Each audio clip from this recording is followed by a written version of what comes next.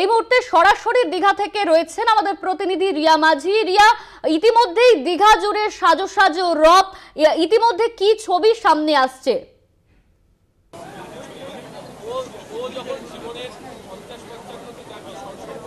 অনন্যা, এই মুহূর্তে আমরা যে ছবি কিছুক্ষণ আগে দেখিয়েছিলাম, যেখানে আমরা বলেছিলাম যে মধ্যরাতে তিনটে রথ, জগন্নাথ, বলরাম, সুভদ্রা, তিনজনের রথই কিন্তু বেরিয়ে এসেছে একদম জগন্নাথ ধামের যে মেন ডোর, মেন যে গেট, তার সামনেই কিন্তু তিনটে রথ লাগানো হয়েছে এবং সেই তিনটে রথে প্রথমে বলরাম, তারপরে সুভদ্রা, তারপরে জগন্নাথ, অর্থাৎ ভাই এবং বোনকে রওনা করিয়েই তারপরে দাদা বেরোবে, এমনটাই কিন্তু কথিত রয়েছে। আমার ক্যামেরা পার্সনকে বলবো যে একটু তোমাকে সেই চিত্রটা তুলে ধরার জন্য, যে যেখানে দেখা যাচ্ছে যে তিনটে রথ পরপর সাজানো রয়েছে। প্রথম যে রথটি তুমি দেখতে পাচ্ছ, যেখানে দেখা যাচ্ছে যে সবুজ এবং লাল কালারের একটি রথ, যেটা সুন্দর করে ফুল দিয়ে সাজানো, এবং ঘোড়ার যে কালার সেটা কিন্তু কালো কালারের ঘোড়া।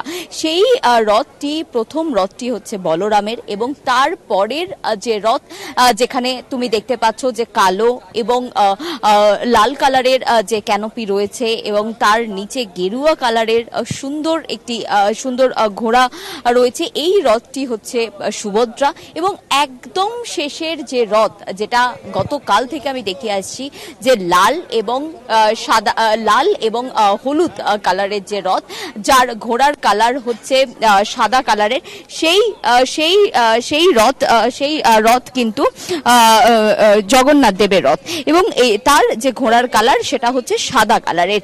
এই যে তিনটে রথ, যেটা সুন্দর করে ফুল দিয়ে সাজানো, এবং ইতিমধ্যেই সুদর্শন চক্র, কারণ কথিত রয়েছে যে সুদর্শন চক্র প্রথমে আসে, তিনি সুদর্শন চক্রকে পুরো তিনটে রথের পাশ দিয়ে তাকে ঘোরানো হয়, এবং সেই ঘোরানোর পরেই তারপরেই তাকে সুদর্শন চক্র যখন ঘুরে যায়, তারপরেই কিন্তু তিনটে রথ, বলা হয় যে সিকিউরিটি চেকের জন্য কিন্তু সুদর্শন চক্র তিনি আসেন এবং তিনি চেক করেন, তারপরেই একে একে বলরাম, সুভদ্রা এবং জগন্নাথ তিনজনে আসে। এবং মধ্যরাতে রথ এই জায়গায় বার করা হয়েছিল, এই জায়গায় বার করা হয়েছে, এবং এখনো অব্দি যেটা ভিতরের পুজোর আর্চার যে কাজ, সেই কাজ চলছে ইতিমধ্যেই, এবং আর কিছুক্ষণের মধ্যেই কিন্তু বলরামকে বার করা হবে প্রথমে, তারপরে সুভদ্রা, তারপরে জগন্নাথকে বার করা হবে।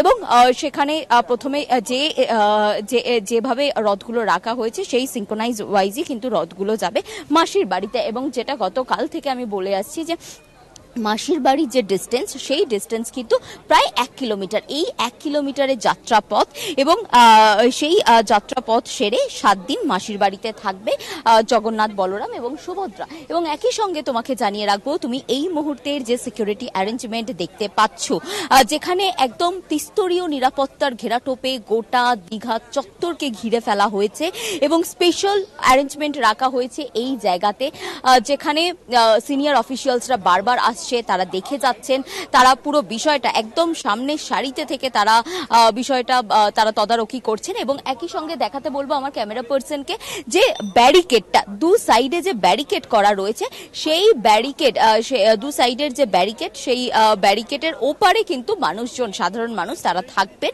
এবং মিডল দিয়ে রথ যাবে। এবং রথের যে দড়ি তুমি দেখতে পাচ্ছ, সেই রথের দড়ি ব্যারিকেডের গায়ে আনা হবে, যাতে সাধারণ মানুষ সেই দড়ি ছুঁতে পারে। এবং এইভাবেই এই অ্যারেঞ্জমেন্ট করা হয়েছে, কারণ যাতে কোনো রকম অপ্রীতিকর ঘটনা না ঘটে, সেই বিষয়টা এড়ানোর জন্যই কিন্তু মূলত এই ধরনের অ্যারেঞ্জমেন্ট করা হয়েছে। এবং গতকালকে মুখ্যমন্ত্রী মমতা বন্দ্যোপাধ্যায় তিনি নিজে এই বিষয়টা তিনি তদারকি করেছেন, যাতে প্রতিটা মানুষ হাত ছোঁয়াতে পারে দড়িতে, সেই বিষয়টাও কিন্তু নিশ্চিত করেছে একই সঙ্গে। এবং এই